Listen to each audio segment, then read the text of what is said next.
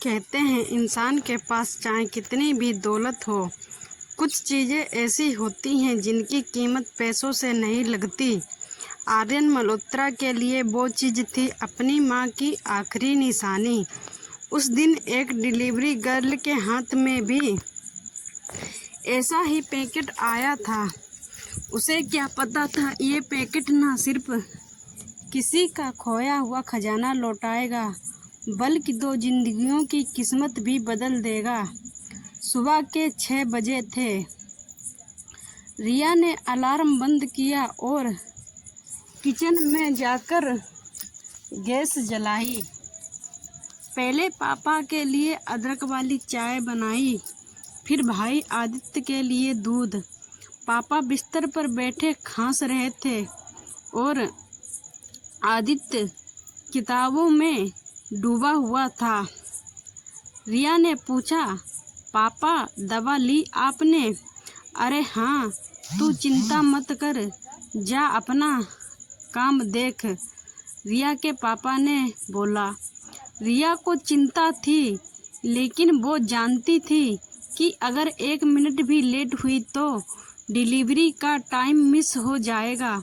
उसने अपनी स्कूटी का बैग चेक किया, मोबाइल में लोकेशन देखी और निकल पड़ी।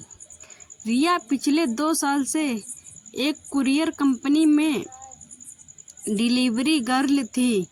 लोग अक्सर कहते, लड़की होकर ये काम करती हो, पर रिया को कोई फर्क नहीं पड़ता।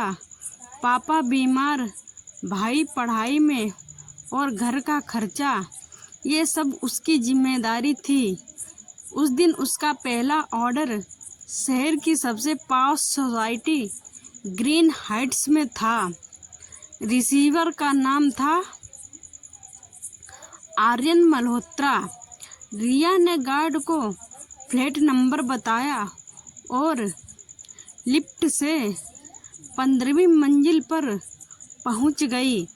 दरवाज़ा खुलते ही सामने 30 साल के करीब का एक हैंडसम लेकिन गुस्से में दिखने वाला आदमी खड़ा था। तुम इतनी देर से क्यों आई हो? ये सामान मेरे लिए बहुत ज़रूरी है और बहुत ही कीमती है। रिया ने पैकेट थमाया और बोली, सर रूट में ट्रैफिक था। वो कुछ बोल पाता उससे पहले उसका फ़ोन बजा और वो अंदर चला गया। रिया ने देखा पैकेट बहुत महंगा और नाजुक लग रहा था।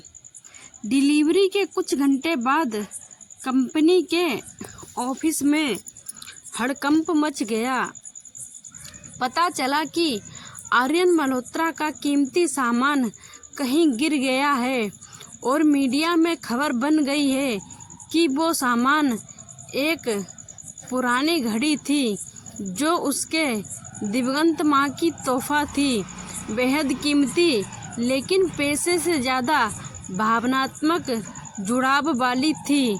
रिया को याद आया, डिलीवरी के बाद वो सोसाइटी से निकली तो पार्किंग के पास एक छोटा डिब्बा पड़ा देखा था।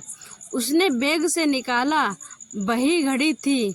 उस पल उसने बिना सोचे ऑफिस जाकर जमा करने की जगह खुद सीधे आर्यन के घर जाने का फैसला लिया। रिया ने दरवाजे की घंटी बजाई। आर्यन ने दरवाज़ा खोला। आंखों में बेचैनी और थकान थी। ये आपकी घड़ी है, रिया ने आर्यन से कहा। आर्यन सन्न रह गया। तुम्हें पता है ये मेरे लिए कितनी ज़रूरी है? ये मेरी माँ की आखिरी निशानी है, आर्यन ने रिया से कहा। रिया मुस्कुरा दी। पता है सर, इसीलिए खुद लेकर आई हूँ। उसने झिझकते हुए पूछा, अगर कोई और पाता तो लाखों में बेच देता। रिया ने हल्के से कहा, सामान की कीमत से ज़्यादा उसके पीछे की कहानी मायने रखती है। ये आपकी माँ की आखिरी निशानी है। उस दिन आर्यन ने पहली बार किसी डिलीवरी गर्ल को सिर्फ डिलीवरी गर्ल नहीं, एक इंसान के रूप में देखा। अगले कुछ दिनों में आर्यन के यहाँ छोटे मोटे पैकेट अक्सर आने लगे। हर बार डिलीवरी रिया ही करती। धीरे धीरे उनकी छोटी छोटी बातें बढ़ीं। आर्यन को पता चला कि रिया अकेली कमाने वाली है, पापा बीमार हैं और भाई अभी पढ़ रहा है। तुमने कभी सोचा नहीं कि कोई आसान काम कर लो? आर्यन ने रिया से कहा। आसान काम में वो संतोष नहीं मिलता सर। मैं पापा को आराम से और भाई को पढ़ाई पूरी करा के देखना चाहती हूँ, रिया ने कहा। आर्यन को उसकी ईमानदारी और सोच ने बहुत ही ज़्यादा प्रभावित किया। एक दिन बारिश में रिया की स्कूटी खराब हो गई थी। आर्यन ने खुद अपनी कार में उसे उसके घर छोड़ा।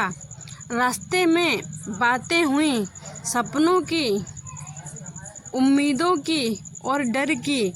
उस दिन के बाद उनके बीच एक अनकहा सा रिश्ता बन गया था।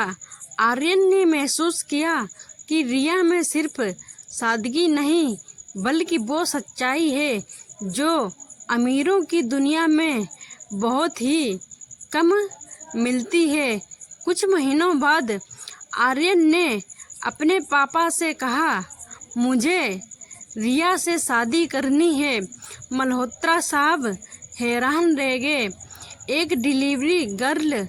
बेटा, हमारा नाम हमारी इज्जत। आर्यन ने कहा, पापा, इज्जत इंसान से होती है, ना कि उसके काम से होती है। पर उसके पापा नहीं माने। रिया को ये सब पता चला तो उसने आर्यन से दूरी बना ली। तुम्हारे खिलाफ जाकर मैं तुम्हें तो पा लूँगी, लेकिन तुम्हारा घर नहीं, रिया ने कहा। कुछ हफ्तों बाद मल्होत्रा साहब को एक समाज सेवी कार्यक्रम में रिया दिखाई दी। वो गरीब बच्चों को पढ़ा रही थी और बुजुर्गों के लिए खाना बांट रही थी। उन्हें एहसास हुआ कि बेटे का चुनाव गलत नहीं है।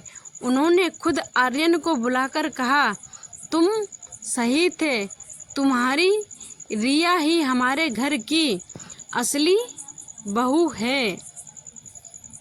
शादी बिल्कुल सिंपल हुई। रिया अब सिर्फ आर्यन की पत्नी नहीं, बल्कि उसकी सबसे बड़ी ताकत बन गई है। आर्यन ने रिया से प्रेरणा लेकर एक ट्रस्ट खोला, जहां मजबूर, मेहनती और ईमानदार लोगों को मदद दी जाती थी। शादी को 1 साल हो गया था। आर्यन और रिया एक साथ ट्रस्ट का काम संभाल रहे थे। वो सिर्फ पैसों से मदद नहीं करते थे, बल्कि लोगों को अपने पैरों पर खड़ा होने का हौसला भी देते थे। सीख, इंसान का असली मूल्य उसके कपड़ों या काम से नहीं, बल्कि उसकी सच्चाई और दिल से होता है। एक छोटा सा नेक काम किसी की जिंदगी बदल सकता है और शायद पूरी दुनिया भी बदल सकता है।